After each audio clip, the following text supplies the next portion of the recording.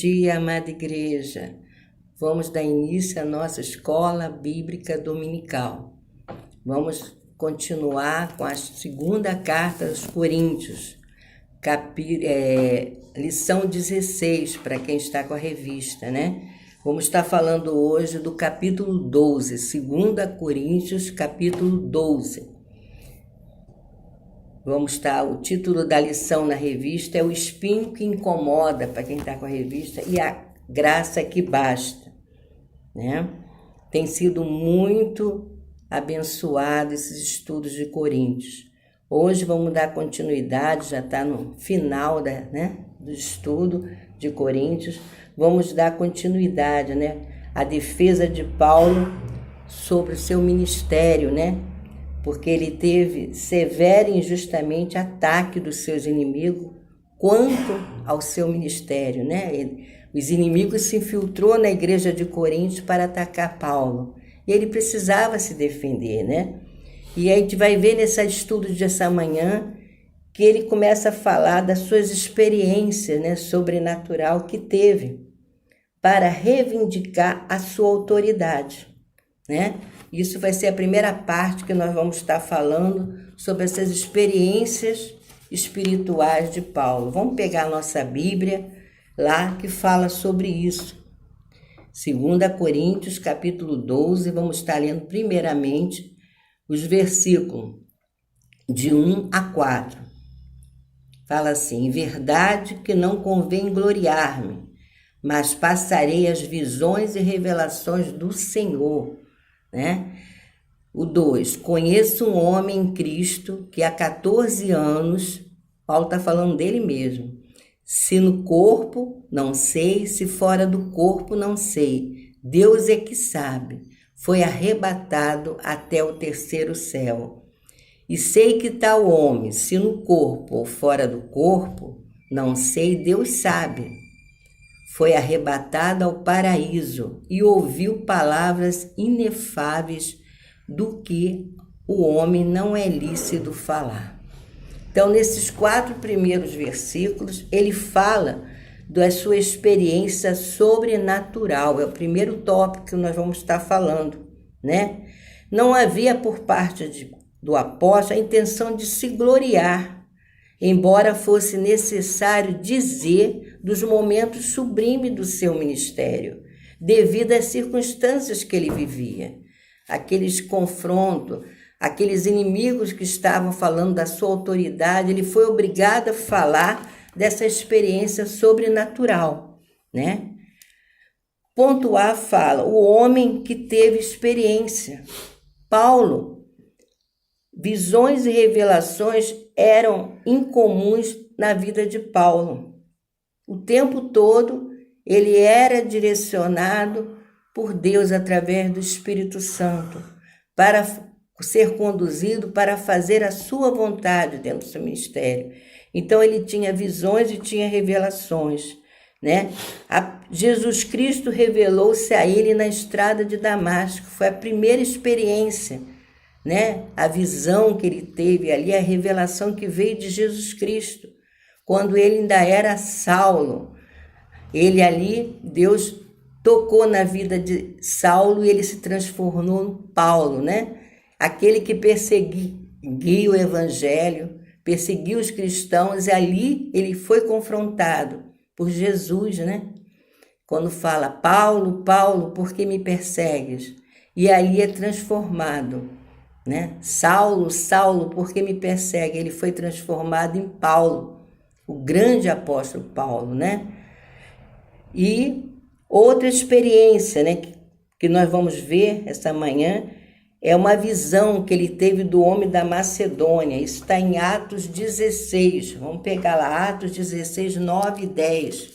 Fala dessa visão que Paulo teve quando ele estava fazendo um trabalho missionário. Ele teve uma visão sendo conduzido pelo Espírito. Atos 16 fala dessa visão, que fala, Atos 16, 9 e 10.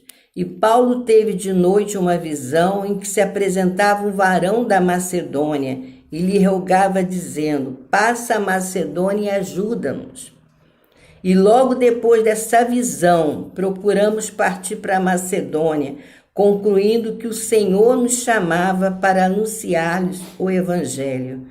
Ele era conduzido pelo Espírito Santo de Deus para fazer a vontade de Deus. Então ali ele foi conduzido pelo Espírito para fazer a obra na Macedônia, né? Outra experiência de Paulo, que vamos estar relatando, foi ele recebe um encorajamento da parte do Senhor por meio de uma visão, né? Quando realizava o ministério em Coríntios. Deus fortalece ele naquele momento de luta que ele estava sendo perseguido pela igreja de Coríntios. Isso está em Atos 18. Atos 18, 9 e 10 fala dessa palavra de encorajamento. Atos 18, 9 e 10 fala: e disse o Senhor em visão a Paulo, não temas, não fala e não te cales. Não temas, mas fala e não te cales, porque eu sou contigo e ninguém lançará mão de ti para te fazer mal, pois tenho muito povo nesta cidade. Ali Deus dá uma palavra de força, de encorajamento para ele não desistir.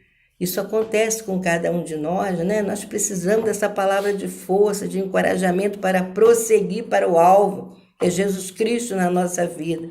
Então Paulo, ele recebe essa palavra, né, de Deus, através de uma revelação. Ele recebe uma palavra de Deus. E ele, o seu ministério é todo conduzido através de revelação. Nós podemos ver isso lá em Efésios 3. Vamos para cartas à igreja de Efésios 3. Ele fala que o seu ministério é conduzido através de revelação. Aqui, Efésios capítulo 3, versículo de 3 a 5. Como me foi esse mistério manifestado pela revelação, como acima em pouco vos escrevi, pelo que quando ledes podeis perceber a minha compreensão do mistério de Cristo, o qual, noutros séculos, não foi manifestado aos filhos dos homens, como agora tem sido revelado pelo Espírito aos seus santos apóstolos e profetas. Tudo vinha da parte de Deus. As visões, as revelações do apóstolo diziam a respeito da orientação do seu ministério e a sua compreensão das verdades espirituais que recebera da parte de Deus. Então, toda a visão que ele tinha, toda a revelação era da parte de Deus, para ser conduzido na verdades espirituais, naquilo que Deus queria para a vida dele, a vontade de Deus na vida de Paulo. Amém? Então, quando fala aqui, lá vamos voltar para 2 Coríntios 12, no versículo 2. 2 Coríntios capítulo 12, versículo 2 fala: conheço um homem em Cristo. Ele estava falando dele, quando ele fala dessa visão espiritual, ele fala: conheço um homem em Cristo que foi arrebatado. Ele estava falando dele mesmo, né? Então ele fala: eu conheço o apóstolo, ele fala, né, que conheço um homem em Cristo. Ele indicou a natureza sagrada da experiência que teve e, ao mesmo tempo, livrar-se da posição de acusação de ostentar-se. Ele não falou dele, eu conheço um homem em Cristo que teve essa experiência, né? Então, esse homem, foi ele que teve essa experiência, né? Que foi arrebatado, né? Poderosamente, né? Vamos falar agora dessa natureza, dessa experiência de ser arrebatado, né? Que fala, ele foi arrebatado ao terceiro céu, versículo 3. Fala que ele foi arrebatado ao terceiro céu, né? Nós vemos que terceiro céu, nós temos a esfera celeste, que é o primeiro céu, é a atmosfera, né? É o primeiro céu. O segundo céu é o espaço sideral, é as estrelas, é o cosmo, né? São as estrelas, é o segundo céu. E ele foi arrebatado ao terceiro céu, que é a habitação de Deus, onde está o trono de Deus, é onde é o paraíso, onde mora todos que morreram, né? Salvos, é a habitação deles, é o paraíso. Então ele foi arrebatado ao terceiro céu. Paulo foi arrebatado ao mais sublime dos céus. Ele fala aqui, né?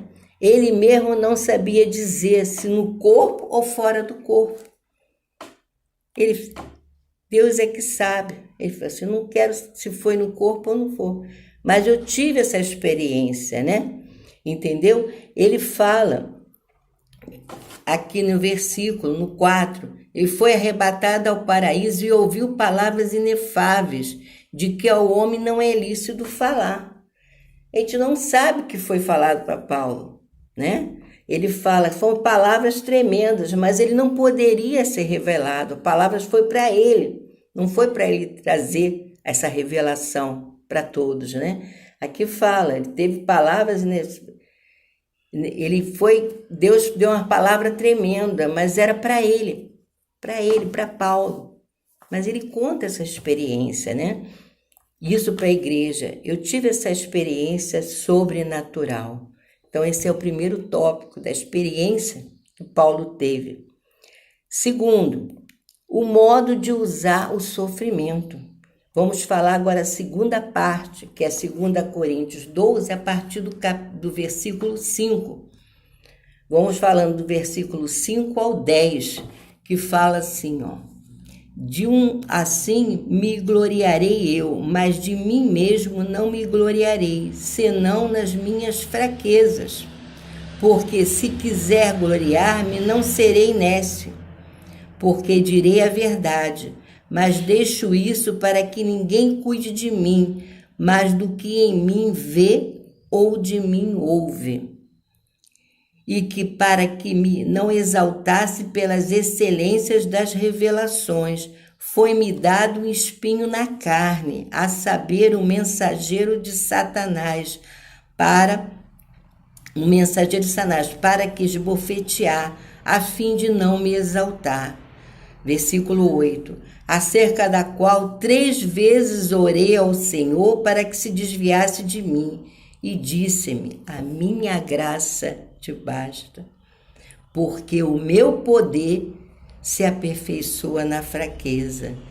De boa sorte, pois me gloriarei nas minhas fraquezas, para que em mim habite o poder de Cristo.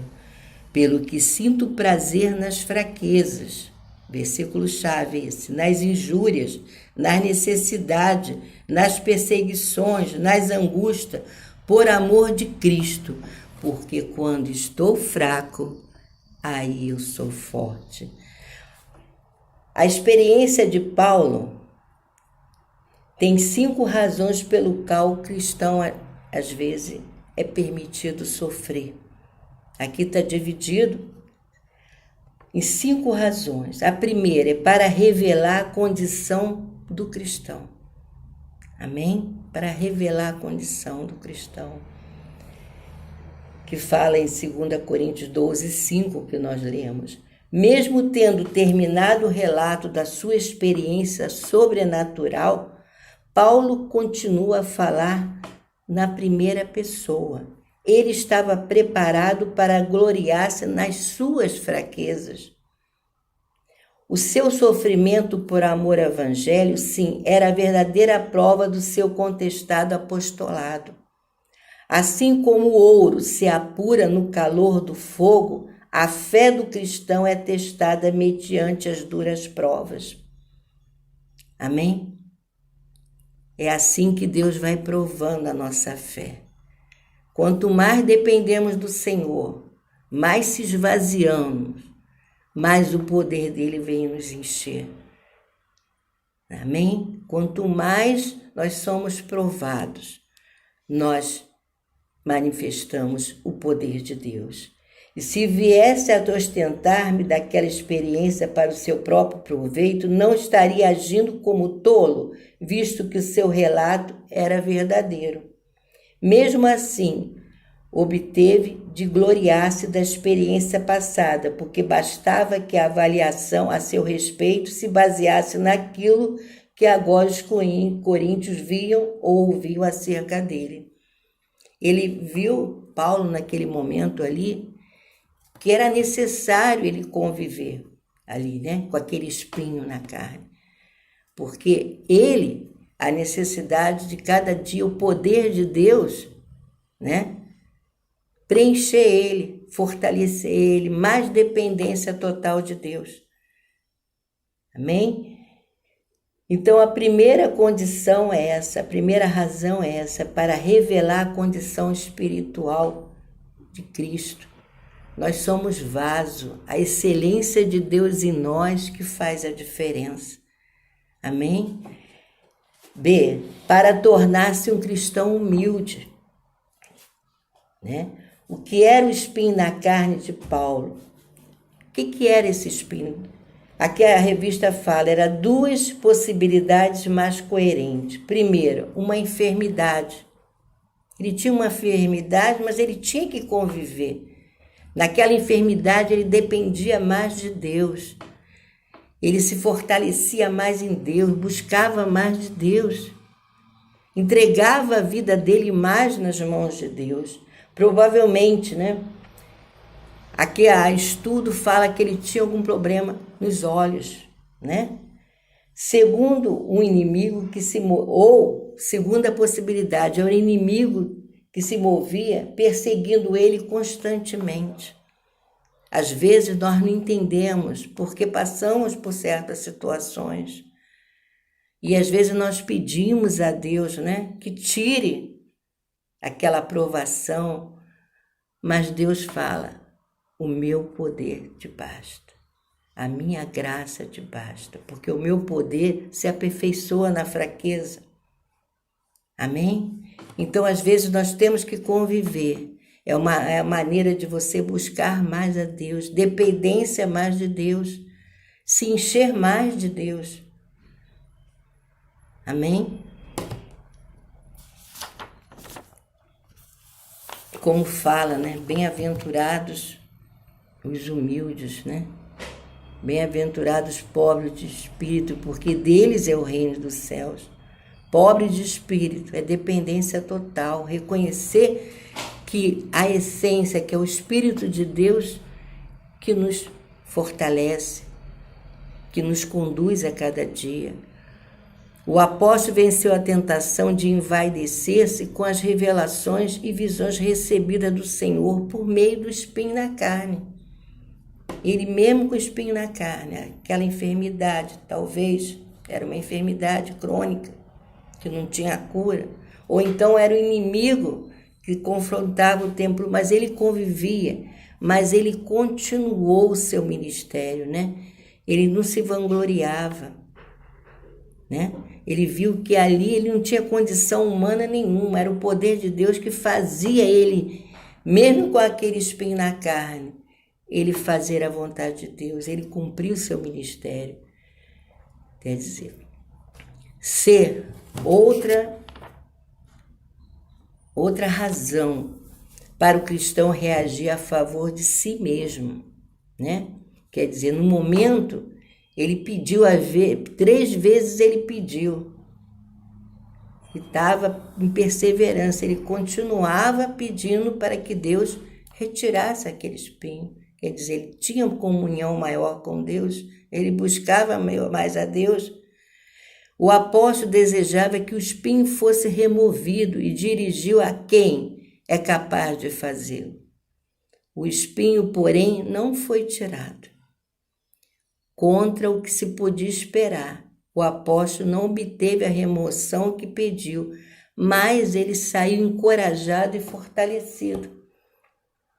Porque cada vez que ele se prostrava, pedindo para aquele espinho, aquela situação fosse removida, Deus fortalecia ele, dava coragem para ele levantar e prosseguir, né? Então, às vezes, passamos por lutas, porque é necessário se achegar mais a Deus. D, outra razão que às vezes é permitido sofrer, é para dispensar ao cristão a graça divina. Saber que a graça de Deus vai nos sustentar. É o favor não merecido, aquele favor de Deus.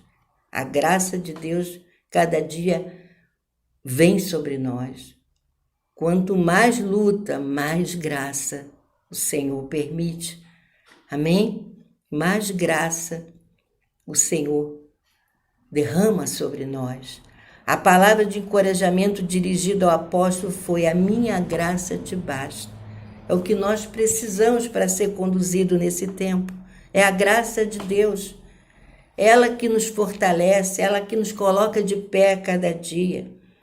Era como o Senhor dissesse: não removerei o espinho, mas farei algo melhor. Darei a graça para que você venha suportá-lo. Amém? Isso denota a disponibilidade contínua da graça de Deus. Essa graça capacitaria o apóstolo a lidar com o espinho e dar continuidade ao seu ministério.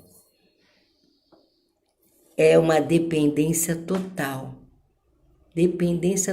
de Paulo, através daquela situação que ele tinha de Deus, porque Deus derramava mais e mais e mais da graça, e ele continuava a seu ministério cada dia mais forte.